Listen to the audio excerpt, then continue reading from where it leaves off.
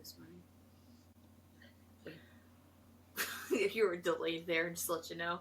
Welcome to Look into the Glass. Another day.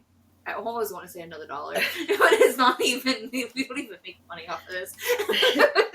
But yeah, we're here today, and just of course enjoying the beautiful day, and we have Michael with us. And Michael definitely is somebody that has a great organization that I know that he's doing. I don't even know if it's not an organization, but he's doing a great thing, him and his wife. And yeah, Michael, would you take it away?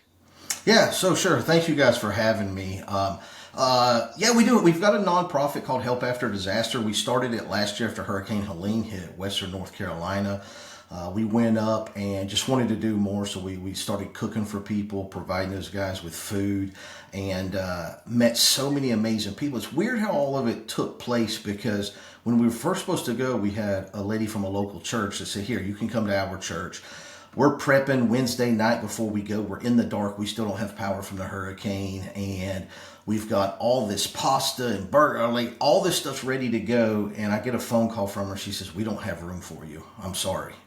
So I get back online, get back to the group, and I'm like, "Hey guys, where can I come? We're ready to come serve people." And they said, I had one response from a young lady. She said, "Come to our apartment. Our apartment complex is full of single mothers, disabled, elderly, and people that are struggling with mental health." And I was like, "This is perfect. This is the same type of place my mother passed away in. I was raised by a single mother who was an addict.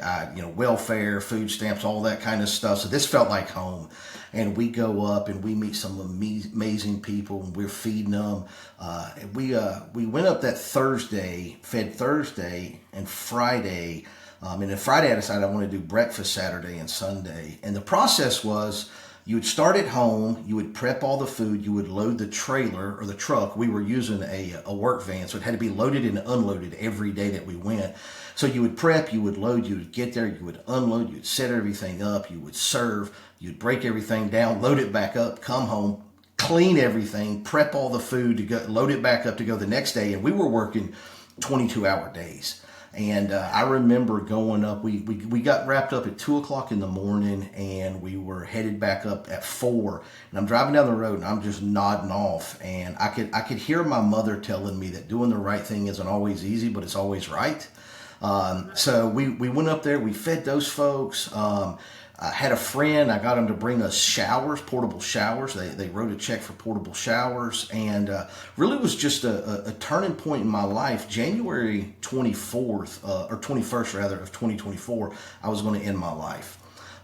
And what I had found through working on myself, I did a lot of walking. I lost 70 pounds, started working on bucket list stuff for me. I went skydiving, went and did stand-up comedy. I walked a marathon, and then the hurricane hit, and I found that helping others was really medicine for my soul. And I think what it is people that's dealt with depression and things like that is and that mental pain is you want to protect others from that pain, right? And I think that's where it came from. Was I was protecting these people. I was feeding them. I was bringing them comfort to protect them from the pain I had. So that's where it all started at. And then what you didn't have.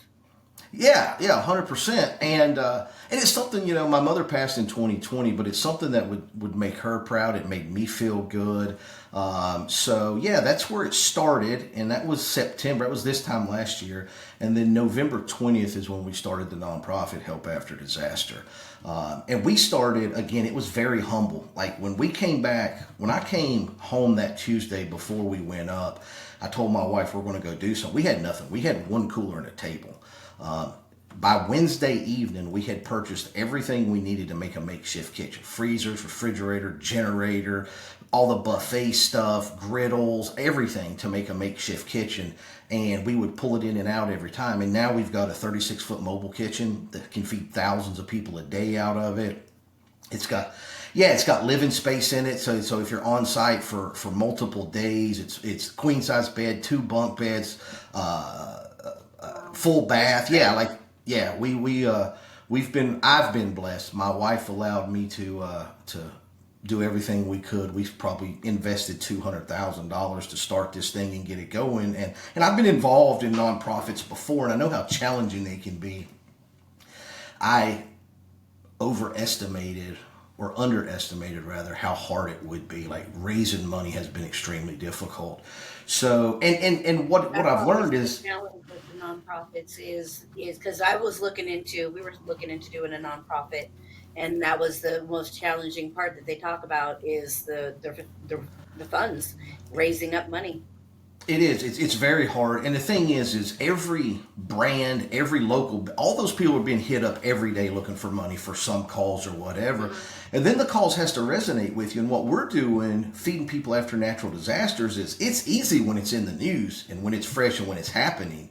It's, in the middle of February when there's nothing going on and you're talking to people, they're like, yeah, we appreciate what you're doing, but there's other causes that we want to focus on. So then, whenever I decided this year for our fundraiser that we were going to do a walk, 135-mile walk, honoring the 135 Americans that take their life every day, including the 22 veterans, then that touches so many people. And it's very important to me. So that's what we're focused on right now. And each mile is dedicated to someone else's story and someone else's memory and their legacy. So the first 22 miles, and we've got a virtual memorial wall. The first 22 miles are set up for veterans. And then every mile after that can be a veteran, and we'll note it on their mile. But it's just different people's stories. We're looking for sponsors for each mile. We've got the young lady who the walk this year is going to be dedicated to, and I want it to be an annual event. But the 2026 inaugural event will be dedicated to a 13-year-old out of Texas, and her name is Star. And she took her life the day after she graduated 8th grade. The night before, she had told her mother that she wanted to be a photographer, and she asked her mom to take her to church. They did not go to church that night, so her mother obviously is riddled with guilt because of that. Although that's not the reason she took her. It's just a mother's guilt, right? It has nothing to do with it. You get hit with all those what ifs in your mind, right? And so as I was talking to her mom, Tiffany says, what mile will she be? And I just put them in line, right? Whatever's next in line. I said, she's 26, but if Star has a favorite number or something, you want to change it, I'm happy to change it. She says, let's do the 28. I'm like, all right, yeah, no problem. And we keep talking, and she's asking where the event's going to be. When's the event going to be? I said, it's May 28th through the 30th. I'm going to walk 107 miles. That'll take me about 40 hours, and that's for the 107 men that take their lives. And she said, there's no way. And I'm like, yes, ma'am, it's 28th. She's like, that's the day my daughter took her life, was May 28th. Wow. That's also my birthday. Yeah. I think we were talking about that. I remember us talking about that a little bit. Yeah, so I was texting my wife on Monday. I'm driving down the road crying over a 13-year-old that I've never met. So we're connected forever. But the other thing that's funny about that story is I've been agnostic my entire life. I'm 50 years old. I've been agnostic. Not that I can believe, just show me, right?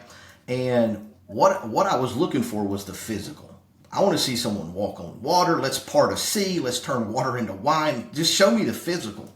And when I started noticing the divine that was happening around me all the time, that's when I realized that there's more to this, right? I jokingly tell people I'm not quite as agnostic anymore. And so the birthday thing, it could be coincidence, right? So I had I was set up at a show last year, not even a show, it was a festival, the Blue Crab Festival in Little River, South Carolina. We're set up there and we're doing a 50-50 fundraiser. And we go to get food, and there's a French fry vendor, loaded French fries and more. And they've got Philly cheesesteak fries, lobster, like everything. So we get French fries, and we're talking, and they're from the upstate of South Carolina as well. And Erica, the owner, gives me a business card. I have no idea why. It's a French fry place, and it's been on my desk forever. I'm looking at it right now. This was in March, so it's been there for 6 months. And when I decided to do this and we're looking for sponsors, I reach out to Erica and say, hey, Erica, this is what's going on. This is where we met at. We're looking for sponsors. I don't know if suicide's ever impacted you, but this is what we're doing. She's like, I want to be involved. And I'm telling her the story, and I told Erica that January 21st, 2024, I was going to end my life. and January 21st is Erica's birthday. So, Wow. so you take it a step further, and there's a young man that was uploaded. His pictures and story were uploaded to the website so we could give him a memorial mile as well. And he had just achieved his Eagle Scout before he took his life. So I reached out to the local scouts and I said, hey, this is what happened. I would like to donate you this mile, and any fundraising that we do on his mile, I'll give back to the scouts. Half of it. I'll give half of it back to the scouts. And I didn't hear back from them. We dropped my daughter off the other day to get her nails done, and my wife needed to have some replica keys made for the house. Well, there's a Lowe's just half a mile from where my daughter's at, but she drives 5 miles to the Ace Hardware. And we pull into Ace Hardware, and there's the Cub Scouts selling popcorn. And I start talking to this lady, I think her name was Sharon Johnson, and I'm talking to her and I'm telling her all this stuff while they're selling popcorn. I give her my card, we exchange information, and then Saturday or Sunday of this week, she sends me an email and says, the young man that was the Eagle Scout, his date of death was her birthday as well. I mean, it's unbelievable. All these tie-ins with people I've met, and could it be coincidence? Sure, but then there's been so much of that kind of divine stuff that has happened to me through the last year. Like last year when we're feeding people out of the back of the truck, it costs us about $1,200 a weekend to go feed people. And my wife's like, look, this can't affect us financially. And we had lots of money coming in from friends, co-workers, things like family. But she's like, when we're out of money, we're out of money. We're not going into debt for this. We're done. And I don't know. We had met a group of people out of Michigan or Illinois through our local gym and our trainer. They had come down to Western North Carolina and brought a bunch of supplies. My wife had been communicating with them, but they didn't know where we were at financially. And we're driving down the road, and my wife says, we're done. There's no more money. I'm like, we can't be done. These people need us. There has to be more money. 2 hours later, we get a donation from those people out of Michigan for exactly $1,200. Like, just... Yeah. You can't make that stuff up. You really can't. You Yeah. know, I'm a firm believer in the divine, and I'm a firm believer in synchronicities. I don't call them coincidences because that's not what they are. And to me, this world is orchestrated. It is all orchestrated, and it's all connected. We are all connected in one way or another. And you know, like how she talks about how you came across for her. Yeah, it was as if she just opened the comments and there was your comment. There was yours, yeah, was right there, and she was like, "Let's talk." And I seen that you were going to do a walk about suicide awareness and this and that, and I was like, "Hey, I wonder if he's reached out to any podcasters. I'm going to ask him." You know, and boom, we started talking, and here we are. You know. Yeah. And that's just the craziest thing. Yeah, the same thing happened to me today. I've been communicating with a mother online that had lost her daughter, and she's got a nonprofit in her daughter's honor, and they just did a giant walk and a giant event in Sioux Falls, and I've got a relationship through my nonprofit with BetterHelp to where I can give folks 3 months of therapy at no cost. And it was for natural disaster stuff. So I reached out to my contact at BetterHelp. I'm like, hey, this is what I'm doing. I would like to be able to offer it in these suicide prevention groups, suicide awareness, lost somebody from suicide group. And they're like, sure, you're welcome to do that. And so I create a flyer. I get it approved from them, and I start uploading on these suicide groups saying, hey, if you need help, I can get you 3 months of therapy at no cost. And Larissa, the mother of this young lady that took her life, said, how'd you get a relationship with BetterHelp? I've been trying and I haven't heard back from them or whatever. I was like, shoot me an email address and I'll connect you two up. This morning she sends me an email address, and 2 hours later, BetterHelp and Larissa are talking to each other. Like, I agree. It's not. There's something, and I don't understand the scripture and you know, things like that, but there's no way this stuff is coincidence. It's just you'll never convince me that it was. And then when I start looking back, it's always been there for me. It's not like it's a new phenomenon. my wife and I met. My wife was 16. We met a month before she turned 17. I had just turned 18. And when I was that age, I was so shy and bashful. I know that's hard to believe, but I would not talk to a girl that I did not know. Like if she didn't live in the apartments with me, I didn't go to school with her, like I would not talk to her. My wife, her boyfriend dropped her off at a restaurant I was working at to fill out an application, and I saw her and I just made a beeline for her. We sat down and I started talking to her. She couldn't remember the teachers' names. Like she was all nervous, and she walked outside, got in the car with her boyfriend, said, "Take me home. I just met the man I'm going to marry." And we have been together every day since. So like it started back then. And whether it's the universe or God or whatever you believe in, you know, two broke kids were put together to use each other and take care of each other when they needed it at different moments. It's really unbelievable. And, you know, I've struggled with mental health and stuff, and it's exhausting for her. And if you've ever been around, like, it's exhausting for everybody. And I tell my wife, I'm like, I know this is extremely difficult for you. It's difficult for me. It sucks for me. It's definitely got to, because it's not like a physical wound that you can see and you can see it heal and you know there's pain because you've had it. There's people, like, it's bizarre to me when I talk to someone that never struggles with mental health or suicidal thoughts or ideologies. I've got a friend of mine that's got stage 4 terminal cancer. Cancer's going to kill him. We spent a couple days together a few weeks ago, and I was telling him about me and suicide. He's like, dude, if somebody ever tells you I committed suicide, no, I was murdered. And I'm like, that's such a bizarre thing to me, because I used to. I've been really good for 6 weeks, and it's funny when you say that and people are like, oh, a whole 6 weeks, right? But it's just like, there's got to be a day one. A lot of time when you're It's not a daily struggle. It's a moment by moment struggle. We're not talking just daily here. It's literally second by second. You are just trying to get through to the next second. It is so easy to just immediately fall into it. After an hour ago, you were just smiling and having a great time, not even having a bad thought. And then literally it's there. It's just a snap and it's there. And you don't know. You're just sitting here going, okay, how do I get out of this? What do I do? What is wrong with me? And then you start going spiraling. You spiral after that.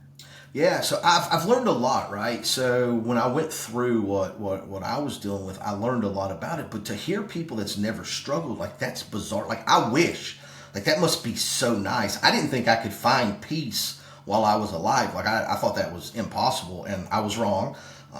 I have found peace, and I've done phenomenal for, the last 6 weeks. But yeah, you're right.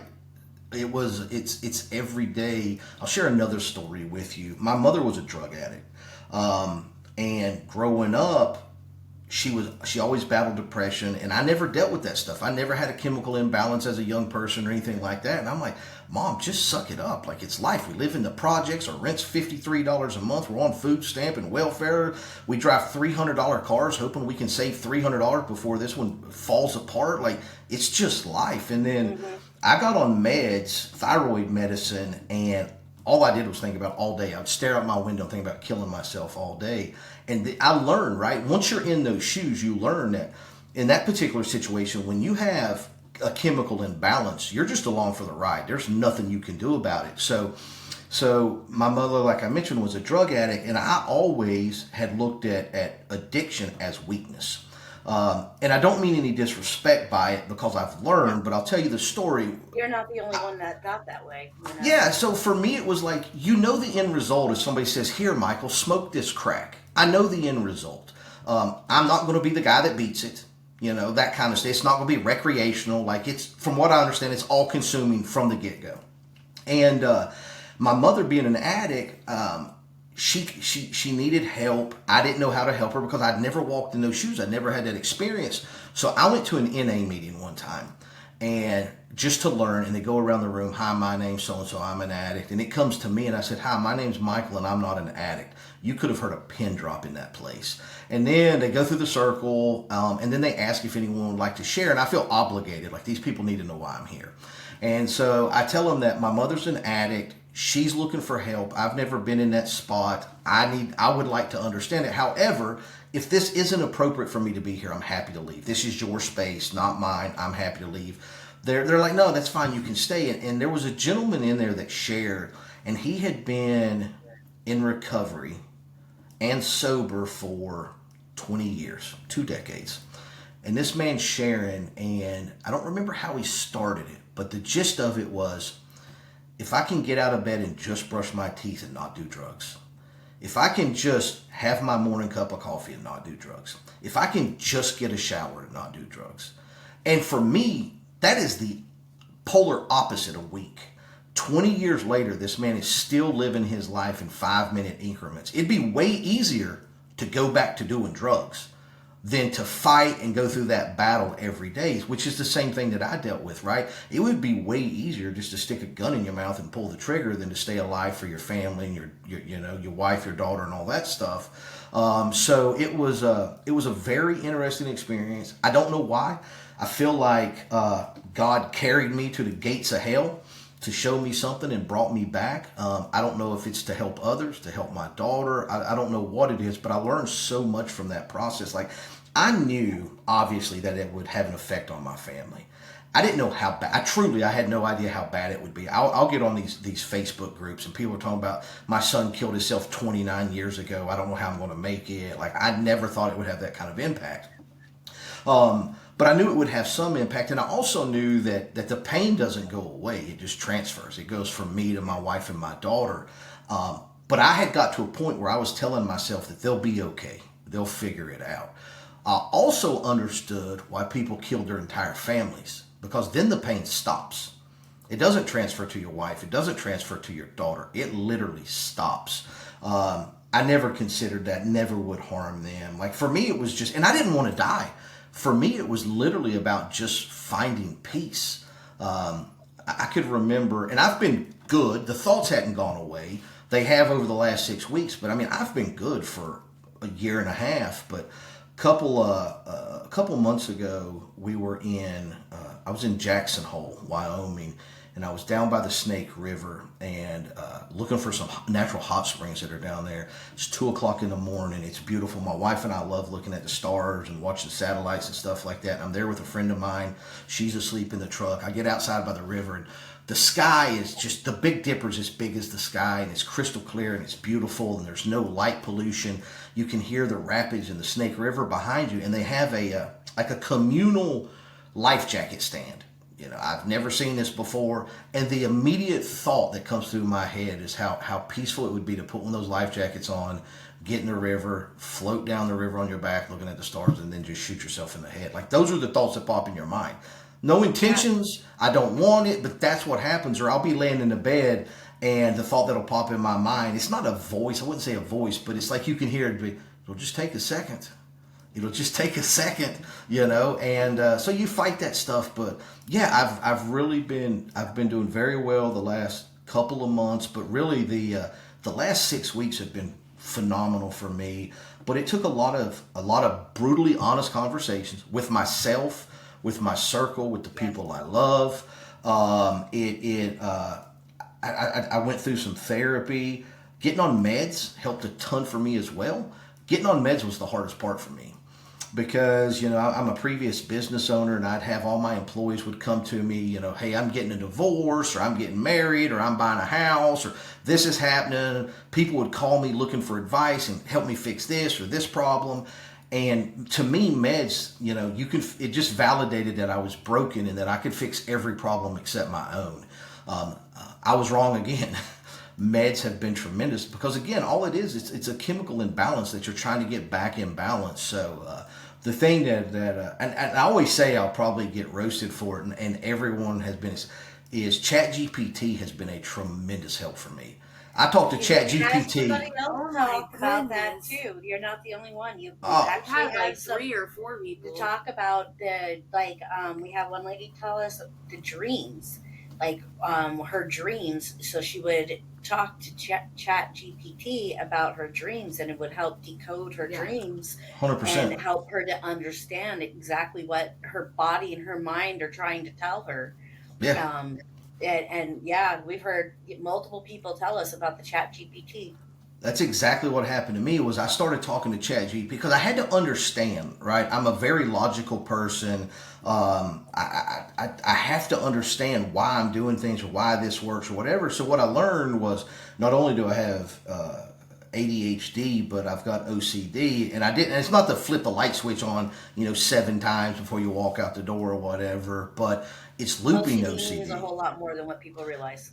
Sure, It right. So literally it's looping OCD to where everything has to have closure, and hmm it could be a project. Like for example, if I get 3 people that upload loved ones that I need to put on the website, it has to be done today. Like that cannot wait overnight. Like it has to be done. I can't start and stop. It's got to be done. If there's childhood trauma, then which is where a lot of this stuff come from, is there has to be closure there as well. And if there's not closure, I have to I have to see the scenario to where logically it makes sense. And so I'll give you some examples. I told my wife forever that I'm never number one. And me and my wife, again, we've been together for 32 years at this point. I'm never number one. It's the dog, it's the cat, it's the neighbor, it's the kid. It's always somebody else or something else. And she's like, Michael, you're stupid. That's not the case. And I was like, that's how I feel. And I remember where I was standing, where I put two and two together. It comes from childhood stuff. One of the earliest stories I heard about my mother had me when she was 17 in 75, so she's partying and stuff like that. And I guess I was 3 from what I was told. My brother was probably 2. So if I'm 3, my mom's 20 doing 20-year-old kid stuff, and she's partying with her friends, and she's passed out, comatose, OD'd, something in the yard. And like, if there's a thunderstorm, and my brother and I are kneeled down beside her, begging her not to cry. When I was 5 years old, she wakes me up in the middle of the night one night. She's like, Michael, get up. Toby, get up. We got to go. And you wake up and you kind of wipe the sleep out of your eyes. And it's my mom and some man I'd never seen standing in my bedroom. And it was her boyfriend that nobody knew she had. She throws us in the car and drives us across the country to Oregon while my dad's at work. So, mom chose drugs over me. Mom chose a boyfriend over me having a father, and then I go to stay with my dad when I was in 7th grade, and he had remarried and had a new family, and him and his wife, they had a child together. He had adopted one of her. She had 3 other kids.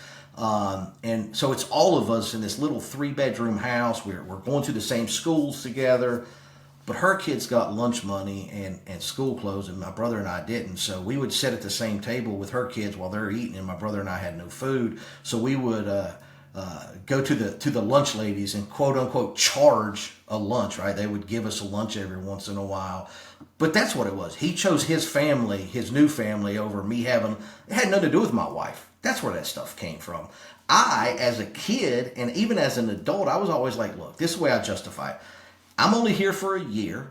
He's going to be with this woman supposedly for the rest of his life. I get it. Pick your battles and stuff like that. And really, that's not a situation that at the time a 12-year-old child should ever be put in. I don't know how anybody does that to a child anyways, whether it's yours or not. But so I've learned from those things. And my wife and I, as I was going through kind of my healing and stuff like that, we both just talked to each other and we're like, it stops here.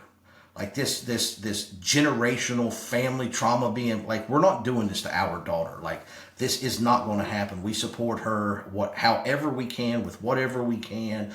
And she's got the same, she's got OCD. She's on meds right now too, because for anxiety and depression and stuff like that. But we all have a great relationship, and we talk to each other, and we know what's going on. And I go to psychiatric meetings with her and stuff like that. And again, maybe that's why God carried me to the gates of hell, was so I could protect my baby, right? And if that was it, then it was all worth it for me.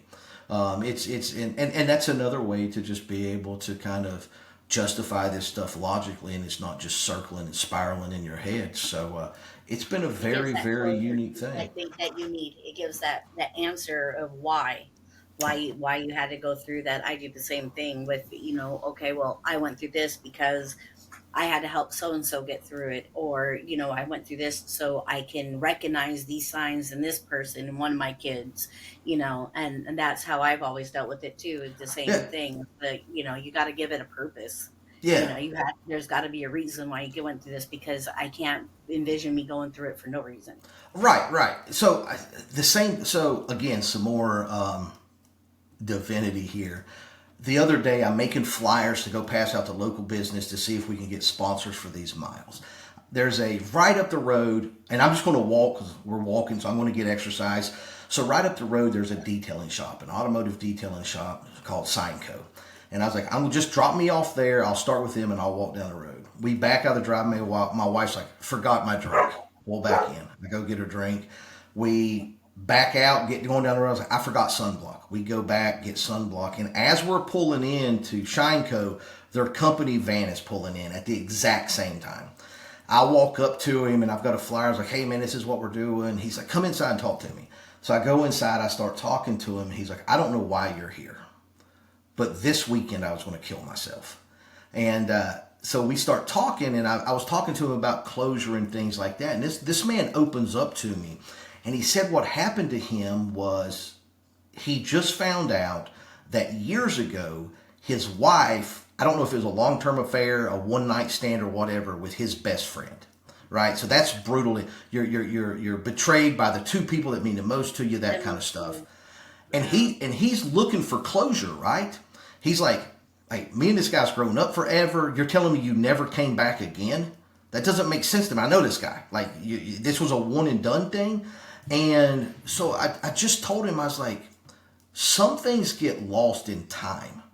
Like to me, that wouldn't make sense either, right? Attractive woman, you got a guy, yep. But what could have happened, what's possible is they both realized they screwed up, and it was just one and done, right?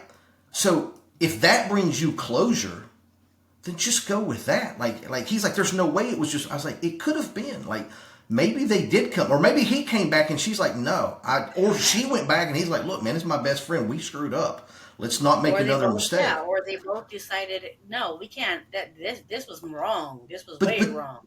But that could be the thing that was forgotten over time. It was just, no, it only happened once. Well, why didn't it happen again? I don't know. It just didn't. And what was forgotten through time over 10 or 15 years was the fact that somebody did come back, or they did have a conversation or whatever. It just wasn't as meaningful. And that's what I've learned through like therapy and stuff like that is you remember these big impact moments. You remember the actual physical act of it. You don't remember leading up to it. You don't remember after, because it wasn't that impactful. Immediately after you would, but 10, 15, 20, 30 years down the road, you're not going to remember those small details, right? So as I'm talking to him about it, you could see it clicking with him, right? And whether that happened or not, if that's logic for him and he can get out of this spiral, then so be it. It's good enough. Take it. Yeah. Take it and run with it. Yeah. Yeah, that's what you learn. I think that's one of the things that I've learned also with because I, as well, I grew up with friends that had, mental health issues and needed to be on medication, and I never believed in it until, going through my own situation and then hitting my head and then having the PTSD along with the head injury. Head injury with PTSD is basically your PTSD on steroids. And I had severe PTSD, and it went crazy. Like I total blackouts where I would go into almost like a Vietnam veteran flashback, and I would destroy the house. It wasn't me. It wasn't who's sitting here talking to you, but it was me. And all of my kids and my husband and everybody had to learn that it wasn't me that was doing all that, and I wasn't in control. But it doesn't mean it didn't affect him, because it's still my face, it's still my voice, it's still mom, Yep. And they all had to learn how to handle those kinds of things. I think we've done pretty good, I mean, they've understood pretty well. But Yeah. for 10 years that they've gone through this, one of my kids, he's only 13.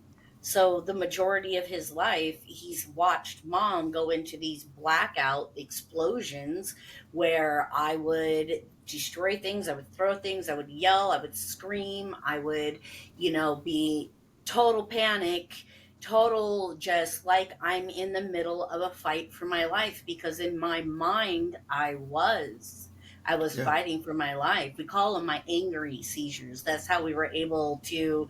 That's how we were able to separate the two with the kids. Was we called them seizures because that allowed them to know that it wasn't me. Yeah. And I think that was the one thing that got them through it.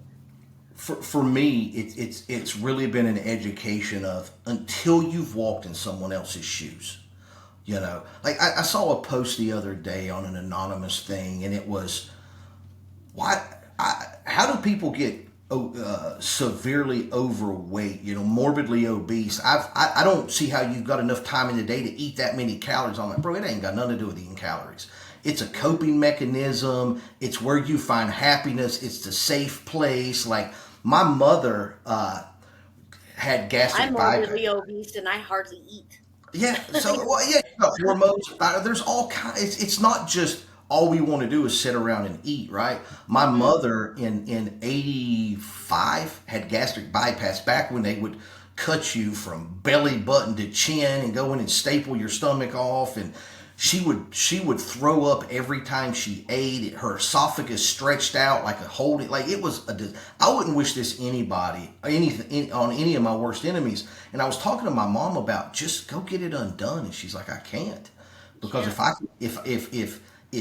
she hasn't addressed the root causes that made her eat like this, and she's like, I'll just go eat 6 Big Macs because I can. You know, and so when people look at folks and be like, oh, all you do is just eat, and you're like, you have no idea. Until you walk in someone's shoes, you have no idea what it is that's causing that stuff, the situation. Like for me, I probably, That's for all the hormone imbalances with our food and the sugar and all of that stuff. Well, yeah, and not only that, but It goes way deeper than just an eating habit. sure, we very much store our trauma too. So if you've been through a significant amount of trauma and you have not dealt with it in the proper ways, and that's where the eating disorders come in and all that, but you store trauma too. So yeah, your body has inflicted that trauma and you can't lose that physically. right. Not until you've dealt with all of it. Well, it's the same thing as this same guy that made that comment is probably some gym rat fanatic that's how he copes, right? It's just the opposite. I cope with eating, you cope with working out. 100%. Knowledge. Yeah. All right. So you have foundation. You have this beautiful walk that you're doing, you and your wife. Now, questions are, how do people donate to this if they want to help donate to this cause? Because I know that there's people out there that will want to help support. Sure. No, thank you. So we can do every bit of it, right? We can donate, we can have businesses sponsor, we can upload loved ones' stories, and do all of that for this walk at stridefor135.com, and it's FOR. So stride for, the word for, 135.com. And you can see everything we're doing. All the updates are there. We update daily on Facebook. I'm an old man. That's where us old people hang out at. So we update daily on Facebook. Same thing there. The page is Stride for 135, and really it's about honoring the 135 Americans. You know, if we had a plane fall out of the sky every day and 135 Americans were killed, we'd do something about it. So that's it. We need help. We need people to honor. We need like Star's mom. We're trying to fly her out here for this event, and you know it'll also help us keep the mission to feed people after natural disasters, keep that alive and well. And people can participate. They can register to walk. They can walk virtually from their home, you know, their home track, their home trail, whatever. They can come join us here. I've got a virtual leaderboard where people can upload their miles and stuff like that through the event. So we've put a lot of time, energy, and effort into this thing to really make it make sense and try to get as much participation and create as much impact as possible. I'm hoping with 135 miles over 3 days, we can get some media exposure and things like that, and really tell the stories of these people that unfortunately just lost their battles. And I was there. I was walking out the door. I had written the note in my journal. I was walking out the door, and my wife stopped me and said, "What's going on? Something's not right with you." And she had no idea how bad I was. And I was like, "I'm just going to kill myself today. I'm done." And she stepped in front of the door, and I was like, let's not let this be the last memory. And I was like, because physically I can just move you, right? So let's not do this right now. And she just started praying, and she says, "All right, you're not leaving until you talk to your daughter." And I called my daughter down, and I'm like, you know, I want you to always respect yourself, always be here for your mama. Don't let men use you and abuse you, and don't give your body away and those kind of things. And I start crying, and she says, Michael, she's called me Michael for years. She says, Michael, what's wrong? I said, I'm just sad, buddy. She's like, that's all right. I get sad too, and I'll always be here for you.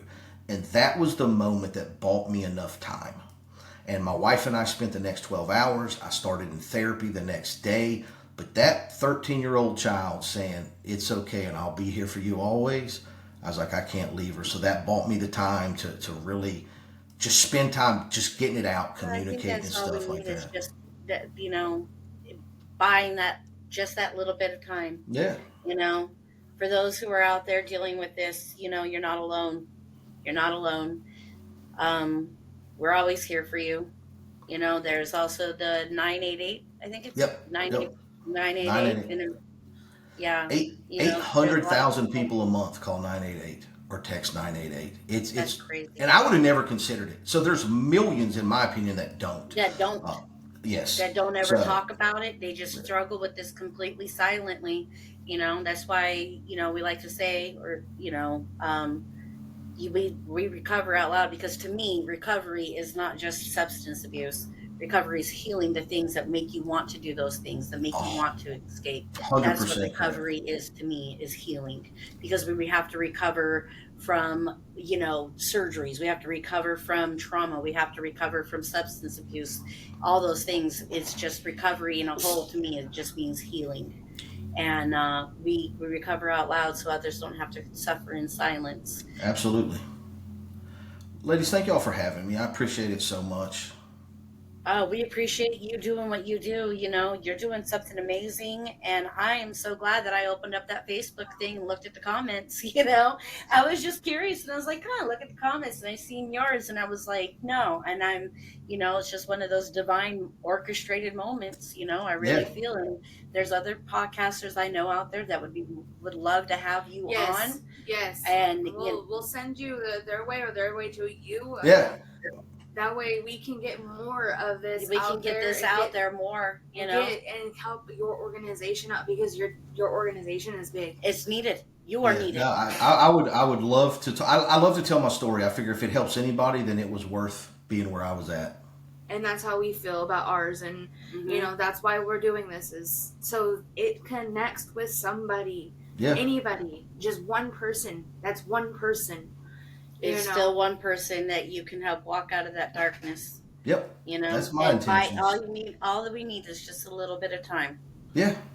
Yep. And just know.